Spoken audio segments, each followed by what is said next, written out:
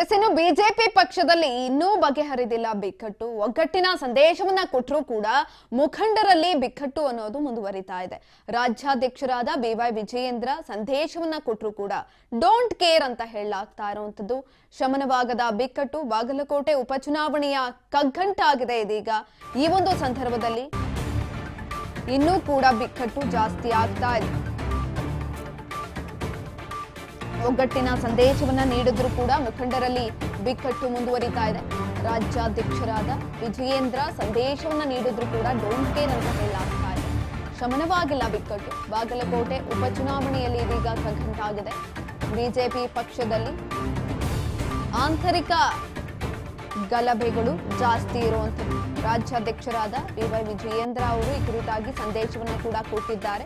ಸಂದೇಶ ಕೊಟ್ಟರೂ ಕೂಡ ಡೋಂಟ್ ಕೇರ್ ಅಂತ ಹೇಳಲಾಗ್ತಾ ಇರುವಂಥದ್ದು. ಬಿಜೆಪಿ ಪಕ್ಷದಲ್ಲಿ ಇನ್ನೂ ಕೂಡ ಬಿಕ್ಕಟ್ಟು ಮುಂದುವರಿತಾ ಇದೆ, ಬಗೆಹರಿದಿಲ್ಲ. ಒಗ್ಗಟ್ಟಿನ ಸಂದೇಶವನ್ನ ಕೊಟ್ಟರೂ ಕೂಡ ಯಾರು ಕೂಡ ಇದನ್ನ ಕೇಳಿಸ್ಕೊಳ್ತಾ ಇಲ್ಲ, ಡೋಂಟ್ ಕೇರ್ ಅಂತ ಹೇಳ್ತಿದ್ದಾರೆ. ಬಾಗಲಕೋಟೆ ಉಪಚುನಾವಣೆ ಕಗ್ಗಂಟಾಗಿರುವಂಥದ್ದು. ಈ ಸಂದರ್ಭದಲ್ಲಿ ಈಗಾಗಲೇ BY ವಿಜಯೇಂದ್ರ ಅವರು ಒಂದು ರೀತಿಯಲ್ಲಿ ಸಂದೇಶವನ್ನ ಕೂಡ ಕೊಟ್ಟಿದ್ದಾರೆ. ನಮ್ಮಲ್ಲಿ ಕಿತ್ತಾಟ ಬೇಡ, ನಾವು ಚೆನ್ನಾಗಿರೋಣ, ಏನು ಆಗೋದು ಬೇಡ, ಎಲ್ಲರೂ ಕೂಡ ಒಗ್ಗಟ್ಟಿನಿಂದ ಇರೋಣ ಅಂತ. ಆದ್ರೂ ಕೂಡ ಡೋಂಟ್ ಕೇರ್ ಅಂತ ಹೇಳಲಾಗ್ತಾ ಇರುವಂಥದ್ದು. ಅವರ ಮಾತಿಗೂ ಕೂಡ ಬೆಲೆಯನ್ನ ಕೊಡ್ಲಾಗ್ತಾ ಇಲ್ಲ.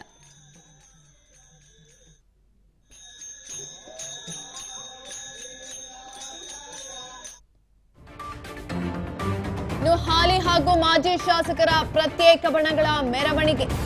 ಶೋಭಯಾತ್ರೆಯಲ್ಲಿ ಪ್ರತ್ಯೇಕ ಮೆರವಣಿಗೆ ಮಾಡಿದ್ದಾರೆ ನಾಯಕರು.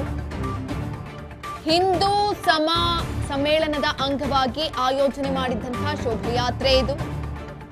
ವಿಧಾನ ಪರಿಷತ್ನ ಹಾಲಿ ಶಾಸಕ PH ಪೂಜಾರ ಬಣ ಒಂದ್ ಕಡೆ ಆದ್ರೆ, ಇನ್ನೊಂದ್ ಕಡೆನಲ್ಲಿ ಹಾಲಿ ಶಾಸಕ ವೀರಣ್ಣ ಚರಂತಿಮಠ ಬಣ ಇನ್ನೊಂದ್ ಕಡೆನಲ್ಲಿ ಮೆರವಣಿಗೆಯಲ್ಲಿ ಭಾಗಿಯಾಗಿದ್ದಾರೆ.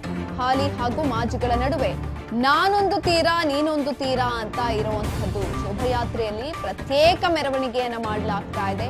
ಹಾಲಿ ಹಾಗೂ ಮಾಜಿ ಶಾಸಕರ ಪ್ರತ್ಯೇಕ ಬಣಗಳ ಮೆರವಣಿಗೆ ನಡೀತಾ ಇರುವಂತದ್ದು. ಶೋಭಯಾತ್ರೆಯಲ್ಲಿ ಪ್ರತ್ಯೇಕ ಮೆರವಣಿಗೆಯನ್ನ ಮಾಡಿದ್ದಾರೆ ನಾಯಕರು.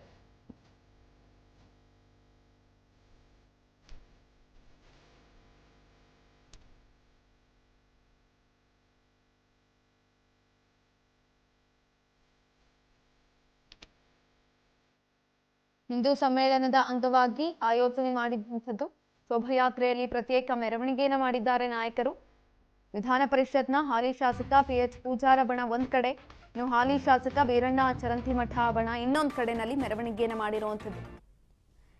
ಇದ್ರ ಬಗ್ಗೆ ಹೆಚ್ಚಿನ ಮಾಹಿತಿಯನ್ನ ತಿಳ್ಕೊಳ್ತಾ ಹೋಗೋಣ. ನಮ್ಮ ಪ್ರತಿನಿಧಿ ಮುರುಗೇಶ್ ಸಂಪರ್ಕದಲ್ಲಿದ್ದಾರೆ. ಮುರುಗೇಶ್, ಈ ಬಿಜೆಪಿನಲ್ಲಿ ಆಂತರಿಕ ಗದ್ದಲ ಅನ್ನೋದು ಇನ್ನೂ ಕೂಡ ಮುಗಿತಾ ಇಲ್ಲ. ಯಾಕಂತಂದ್ರೆ BY ವಿಜಯೇಂದ್ರ ಅವರು ಏನೇ ಸಂದೇಶವನ್ನ ಕೊಟ್ಟರು ಕೂಡ ಡೋಂಟ್ ಕೇರ್ ಅಂತ ಹೇಳ್ತಿದ್ದಾರೆ. ಅದೇ ರೀತಿಯಾಗಿ ಹಾಲಿ ಹಾಗೂ ಮಾಜಿ ಶಾಸಕರ ಪ್ರತ್ಯೇಕ ಬಣಗಳ ಮೆರವಣಿಗೆ ಕೂಡ ಆಗಿರುವಂತದ್ದು. ಬಾಗಲಕೋಟೆ ಉಪಚುನಾವಣೆಗೆ ಸಂಬಂಧಪಟ್ಟಂತೆ ಹೆಚ್ಚಿನ ಮಾಹಿತಿ ಕೊಡೋದಾದ್ರೆ ಏನು ಬಾಗಲಕೋಟೆಯಲ್ಲಿ ಉಪಚುನಾವಣೆಯ ಹಿನ್ನೆಲೆಯಲ್ಲಿ ಕೂಡ ಈಗಾಗಲೇ ಮುಂಬರುವ ಉಪಚುನಾವಣೆ ಬಂದರೂ ಕೂಡ ಇನ್ನ ಬಿಜೆಪಿಯಲ್ಲಿ ಒಂದು ಕಗ್ಗಂಟು ಇನ್ನ ಹಾಗೆ ಇದೆ ಅಂತ ಹೇಳ್ಬೋದು. ಬಿಜೆಪಿ ಪಕ್ಷದಲ್ಲಿ ಈಗ ಮೊನ್ನೆ ಅಷ್ಟೇ ಒಂದು ಏನು ಬಿಜೆಪಿಯ ರಾಜ್ಯಾಧ್ಯಕ್ಷರಾಗತಕ್ಕಂತ BY ವಿಜಯೇಂದ್ರ ಅವರು ಬಂದು ಸಂದೇಶ ನೀಡಿದ್ರು ಕೂಡ ಬಾಗಲಕೋಟೆಯಲ್ಲಿ ಹಾಲಿ ಏನು ಏನು ಮಾಜಿ ಶಾಸಕ ವೀರಣ್ಣ ಚರಂತಿಮಠ ಮತ್ತು MLC ಆಗಿರ್ತಕ್ಕಂಥ PH ಪೂಜಾರಿ ನಡುವೆ ಇರ್ತಕ್ಕಂಥ ವೈಮನಸ್ಸು ಇನ್ನೂವರೆಗೂ ಒಂದು ಶಮನವಾಗಿಲ್ಲ ಅಂತ ಹೇಳ್ಬೋದು.